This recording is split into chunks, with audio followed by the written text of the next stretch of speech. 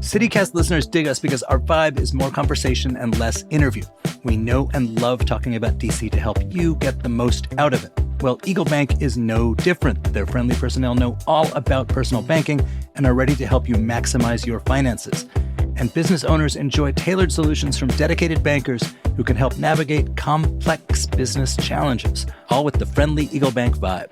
Visit them today at eaglebankcorp.com.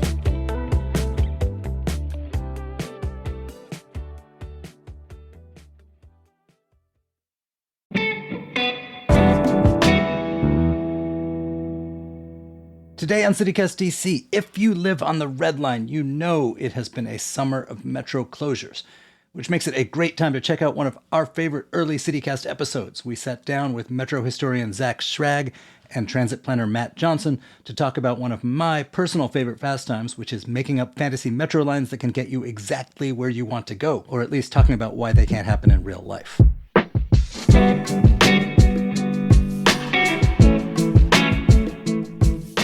Today is Thursday, June 27th. I'm Michael Schaefer, and here's what DC is talking about.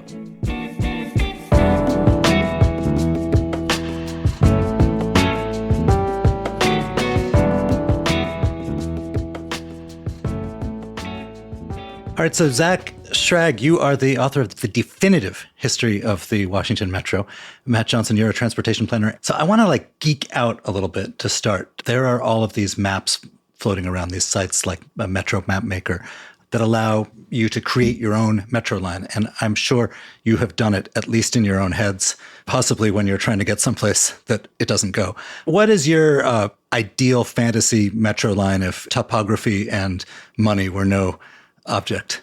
First of all, I should say as a historian, my starting place is always ideas that were proposed in the past. So Awesome. You ask me about metro lines that could be, I look back to the 1968 map of what was called the adopted regional system.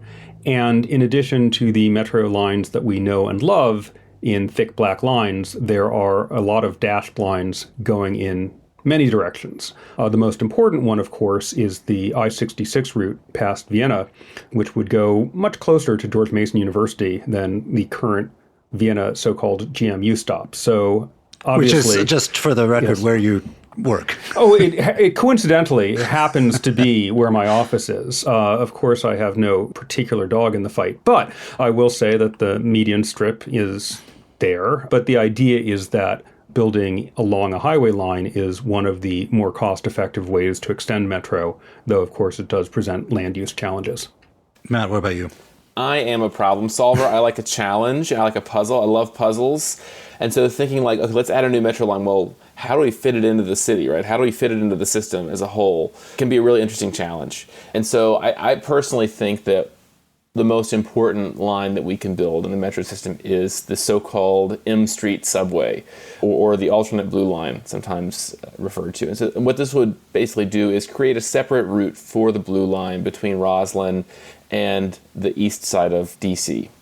So potentially a new station that's separate from the existing Roslyn station but connected to it, and then going through Georgetown, through the West End, through Golden Triangle, past the Convention Center, down to Union Station, and then out the 8th Street corridor past the Atlas Theater, and potentially rejoining the existing orange and silver lines at River Terrace, where there could be a new infill station to allow transfers between the lines. And the main reason for this is because the current blue, orange, silver line is oversubscribed when it comes to train service. Right now, the way the metro system is designed, there's a capacity of about 26 trains per hour, which if you do the math, is about a train every 2.5 minutes. But when it practically comes down to things, that means that the trains have to hit that mark exactly. And when there's any kind of deviation from that, when we're running that level of service, it causes all kinds of cascading delays. And anyone who's ridden the blue, orange, and silver lines understands those delays can absolutely cascade. So in order to fantasize about metro lines, I think we should probably circle back to why it looks the way it actually does. And Zack, you wrote a great book about it. So the metro system that we all know and sometimes love and love to malign, basically it began life as a thing that was getting people from the suburbs into offices and back. And you wouldn't really, if you went out on New Year's Eve, you wouldn't see anyone in tuxedos in the metro. And it was not used for a whole lot of other purposes. Why was it designed that way? What was the thinking? Give us the context of when it was invented.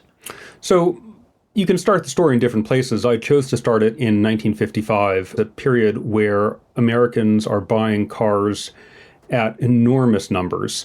There had been the Depression, there had been the war when car production had stopped, and then after 1948, people just want automobiles, and many of them want suburban houses as well. And in most cities, including Washington, the idea was to build freeways as many directions and many freeways as you could possibly fit. And there was enough of a community of people who cared about historic preservation, who cared about the L'Enfant Plan, who cared about keeping the city alive, to say, we don't want to cut up the city with freeways, we want something else. And that something else that could handle this capacity was rapid transit. So the idea starting off was to reduce the number of freeways and to build metro instead. And eventually that actually got accelerated, where more freeways were canceled and the money used for metro. And so you can think of metro as the freeways that we don't have for the most part. Obviously, we have part of the original freeway system going through Southwest DC, but fewer freeways through downtown DC and more rapid transit than you would get in most American cities. All right, so Washington's not, this isn't Dallas. It's not a flat place. There is a river. There's Rock Creek, which is like a deep ravine in parts of the central city. There's also, obviously, budgets. How much did geology and money feature in why Metro came to look the way it looked? So for the most part, when planners were thinking about rights-of-way, they were thinking less about physical geography as laid down over the eons, and more, I would say, about 19th century geography as laid down by the railroads. So if you look at a railroad map of Washington in the late 19th century, you'll see the B&O line and the Pennsylvania line, and those already had established right-of-way, and that was the easiest place to put a rail line. So the curve of the red line going up through Silver Spring is going along the old B&O tracks and some of the same viaducts. And similarly, the orange line and the blue line through Alexandria, those were all built on railroad right-of-way. And then in other cases, you had those highways that were being planned and eventually built. Again, obviously, I-66 is one where that is the cheapest place to build a rail line, is where you've already condemned the land and have the median strip. Beyond that, planners did have to think about how to build, particularly when it came to the water. And so if you're going to go across water, you don't want to go through it on a train. You either go over on a bridge, and again, the Yellow Line bridge follows the old railroad corridor, or you go under in a tunnel. And so not only do they have to get under the Potomac at Roslyn and Foggy Bottom, they also have to get under Rock Creek between Woodley Park and DuPont Circle. And that explains both why those stations are so deep, because Metro is in the process of diving under the river. And it's also a big part of the reason why we don't have a station in Georgetown, is because Georgetown is close to the water, both the river and the canal, and that would limit the prospects for a station there.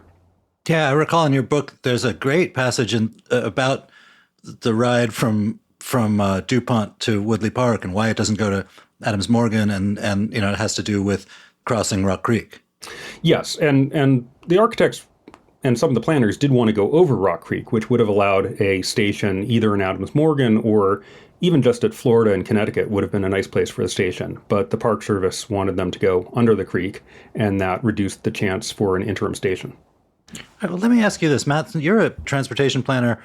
I think you've mentioned a little bit of this, but say you were coming to this blind. You come from another country, you get to Washington, you look at the map, and you learn a little bit about the city.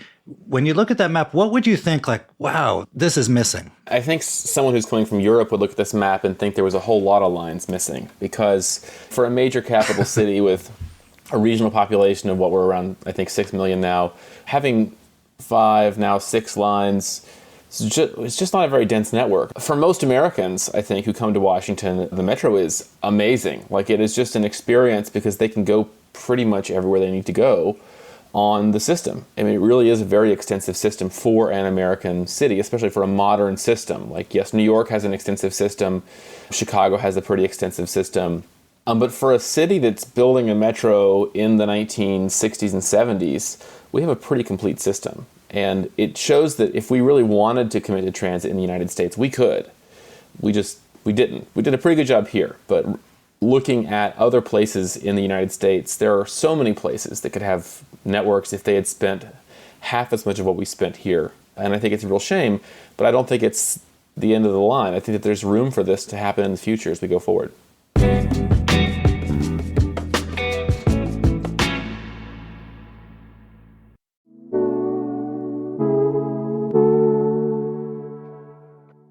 Hey DC, let's talk trees. We all know planting trees is one of the best ways to take care of our environment, our community, and our health. They combat climate change, cool our city, clean our air and water, improve our physical and mental health, bring our communities together. I mean, the list goes on and on. But what if we don't have any inhabitable space for trees? What if, in order to save our trees, we first need to save the soil in which those trees are planted? KC Trees is a local nonprofit working to conserve DC's green spaces and nearby nature that makes our city so great to live in. Visit kctrees.org to learn more about how to protect our green spaces and natural areas.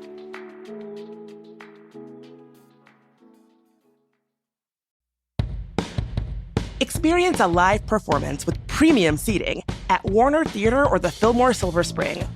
Live Nation Premium amenities totally change the concert experience with things like complimentary parking and private entry. Members also have access to in-seat wait service and exclusive food and beverage menus. Trust me, there is no better way to experience a live performance of a band, comedian, or even podcaster you love. Premium members get access and offerings before doors open to the VIP speakeasy-style 1924 lounge at Warner Theater and Vertigo Lounge at the Fillmore. Visit premium.livenation.com for more information or contact Mary Claire Griffin at maryclairegriffin@livenation.com or at 202-626-8255. Hi, I'm David Plotz, CEO of CityCast, or, as I can say now, thanks to a few weeks with Babbel, hola, soy David Plotz, el jefe de CityCast. What if in 2024 you got a little bit better every day? When you're learning a new language with Babbel, that's exactly what you're doing. And if Babbel can help me start speaking a new language in just 3 weeks, imagine what you could do in a full year. I got started with Babbel because I realized that my girlfriend, who's a native Spanish speaker, and my son, who's in AP Spanish, were conspiring against me, or I thought they were conspiring against me in Spanish. I wanted to know what they were talking about. And now, thanks to literally just a few weeks of Babbel, I'm starting to be able to eavesdrop. It is rare that something so fun and simple, and Babbel is super fun and very simple, is also so useful. So here's a special limited time deal for CityCast listeners. Right now, get up to 60% off your Babbel subscription, but only for CityCast listeners at babbel.com/CityCast. Get up to 60% off at babbel.com/CityCast. Spelled BABBEL.com/CityCast. Rules and restrictions may apply. So I suppose that both of you, as people who are deeply knowledgeable about the transportation system here, you get a lot of questions at parties and elsewhere about why is it this way or why isn't it this way? What kind of things do folks bend your ear about? Well, certainly I get the Georgetown question a lot. And I think the best I can offer there is some context, which is to say that there absolutely were residents of Georgetown who did not want a station and made themselves heard. But that was true of almost every residential neighborhood that was discussed. The one station that was canceled because of citizen protest was the Oklahoma Avenue station in a predominantly African-American neighborhood. So before people think that there's something exceptional about Georgetown, I ask them to look at the histories of those neighborhoods. Another question I get a lot these days is about the extension out to Dulles and beyond. And people say, well, will people want their suitcases on the train? Will they be tired when they come in from an international flight? And it's certainly true that part of the reason to build rail out in that corridor has been to serve Dulles. And especially members of Congress who fly a lot were thinking along those lines. But it's important to understand that, first of all, Dulles Airport is an important employment center. There are, I think, tens of thousands of people who work there. And so they won't be taking suitcases. They'll be taking their regular backpacks to go to work. And more importantly, the Dulles corridor was already a booming employment center going back to the 1990s. And so I think of the Silver Line primarily as serving the development and employment needs of that corridor rather than simply getting people to and from the airport. Yeah, I think on my side, the questions I tend to get more are on the operations side of things. Why does Metro do the stuff that they do? It's less about the shape of the system and more about kind of how it operates. I do occasionally hear people who think that the Metro should go to BWI Airport. And really, my answer to that is that Metro does not have any business going to BWI. I'm not even sure that Metro had any business going to Dulles. I'm not sure it's the right mode. And as someone who rode the Silver Line out to Dulles on the first day of service and who also recently caught a flight out of Dulles back in December, it's a long trip. I live in DuPont Circle, so I typically will walk to Foggy Bottom to catch the Blue, Orange, or Silver Lines if I ever need to go to Virginia. And it's like an hour-long trip on Metro. There's a lot of stops. And I think Dulles might have been better served had we used a regional rail type system. And I think this is where we kind of go into fantasy territory, which is the whole point of this discussion, so I hope that's okay. What a lot of people don't realize is that there was an electrified railroad with frequent service that actually went out near Dulles, and that railroad was called the Washington and Old Dominion, which now is a very popular regional rail trail that goes out through Vienna and Reston. But can we imagine a world where there was an electrified train that started at a minimum in Roslyn? That's where the terminal was in Roslyn. It didn't go all the way downtown Washington, but the terminal was in Roslyn. You could get on a train in Roslyn, an electric train in Roslyn, and have a high-speed trip out to Dulles. So this is sort of like in Paris, where there is a rapid rail train and the metro that are kind of overlaid on top of one another. Right. So I think that having a system like that kind of, and we have the bones of that. We have a regional rail network. On the VRE side, it's mostly commuter-oriented. On the MARC side, two of the lines are mostly commuter-oriented, but the Penn line, or the line that runs along the Northeast Corridor, is electrified, has high platform stations at most of the stations, and could really operate very frequently. Have either of you spent much time on the Metro Mapmaker site? And if so, is there any map that a civilian has made that popped out at you? I'm afraid not. Again, going back in time, I've seen these maps, again, going back to the 1950s, 1960s. Stan Allen, who was the project manager on the architecture side for Harry Weiss, had a map which had lines in many directions. I think he had one, it might have been red, white, and blue going around the Beltway. I think he had a gold line and a pink line, just all the colors in the crayon box. But obviously no particular way to pay for them or even to do some of the traffic analyses.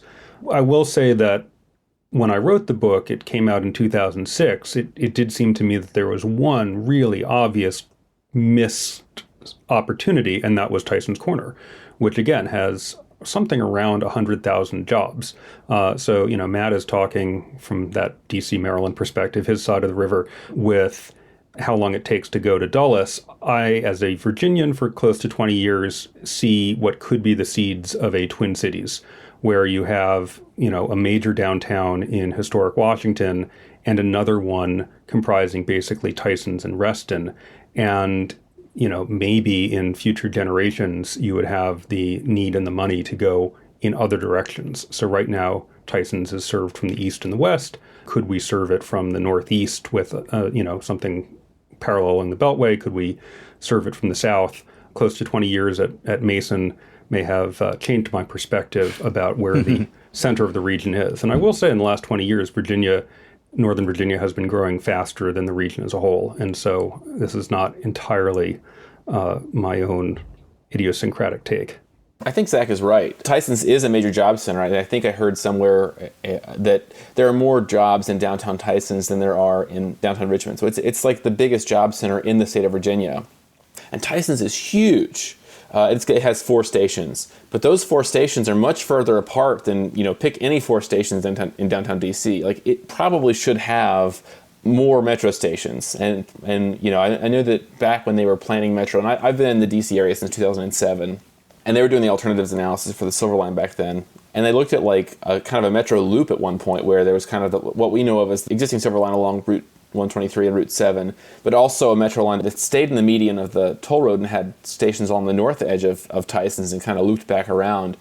And I think that, given the number of jobs, maybe extending the Purple Line from Maryland one day to connect over to Tysons and maybe continuing it on over toward Fairfax, so that you can kind of have trips that are going through Tyson's as like a downtown. I think that's really something that's not a fantasy. That's kind of a reasonable consideration of what the future could hold given the number of jobs. And as Tyson's continues to urbanize, as they start to fill in with more residential and more entertainment and institutional uses, it continues to become a very critical part of the region.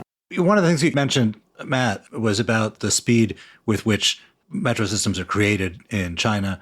Here, it's been years and years and years, and the Purple Line, barely creaks along toward production.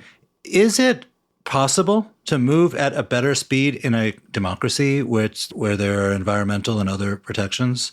Is China the sort of the counterexample because they are able to roll right over popular skepticism or protest? Or is there something about Washington or the United States that causes things to go so immensely slowly and that would make it harder to expand the system because people don't want to deal with the schlep?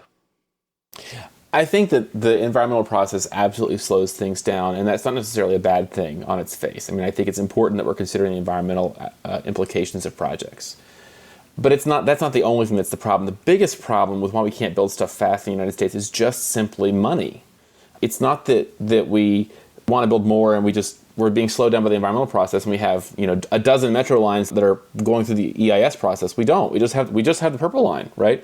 The main issue is money. If we had the full cost, the full amount of money to build the Silver Line, we could have built the whole thing in 2014. We didn't have to break it into two phases. Now, America is the richest country in the world. So when I say we don't have the money, I mean we're spending the money on other things. And what it fundamentally comes down to is we just don't want to do it, politically speaking, or we don't want to do it enough. And so spending the money, having that money would help. Now, in terms of the environmental process, I think fundamentally the environmental assessment process in the United States is broken because it considers projects in a vacuum, and we don't exist in it. Dr. Schrag's book talks about this a lot. If we hadn't built metro, we would have built freeways. We would have still tried to bring people into DC. So the cost of not building metro would not have been we saved all this money. We would have spent so much more money building highways. And as someone who lives in a neighborhood that would have been decimated by a freeway that wasn't built, personally, I'm really glad that we didn't build those freeways. But also, it's much better for the environment that we didn't build those. Hey, let me ask you one last question. We talked a lot about destinations. Speaking of China, we hear about the speed of the bullet trains. Is there any world in which metro trains become faster? I think that's the wrong question to ask. Metro is actually pretty fast. They operate about 65 miles an hour, I think, on the Green Line. Mostly it's 59 elsewhere. But the thing that makes metro slow is not the speed of the vehicle. The big factor that curtails your speed as any kind of transit mode is the dwell time in stations. It's not the top speed of the vehicle or even the average speed of the vehicle. It's how long do you spend in stations. There were some of us who were pushing metro for the 7000 series cars to have 4 doors per side. Because when you go to like Gallery Place or Union Station or Farragut North at rush hour, the thing that's slowing down trains is not the fact that the trains have to stop at Farragut North and people get on and off. It's the fact that there's only 3 doors per side and people are trying to get off the trains. There's only one platform. And this does exist in the United States. Atlanta has it at 2 stations, 5 Points and Lindbergh Center have places where the doors open on both sides.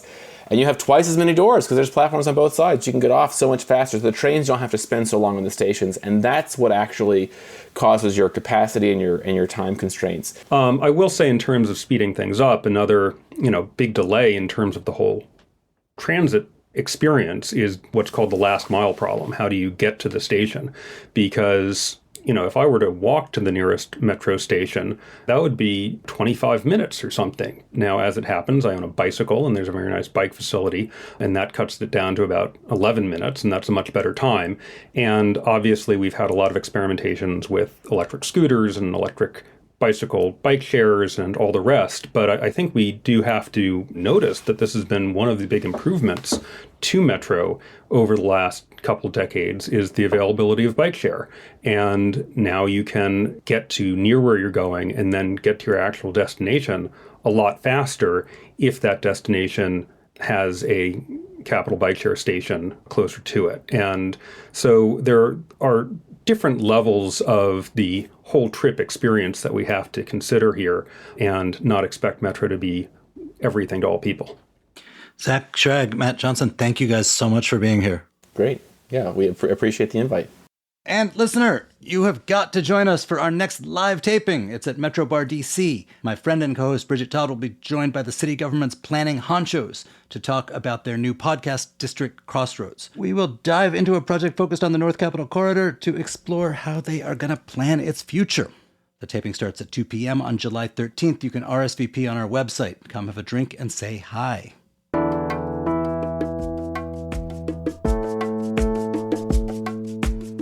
And that is all for today here on CityCast DC. If you enjoyed the show, tweet with your own fantasy metro map. We'll be back tomorrow morning with more news from around the city. Bye.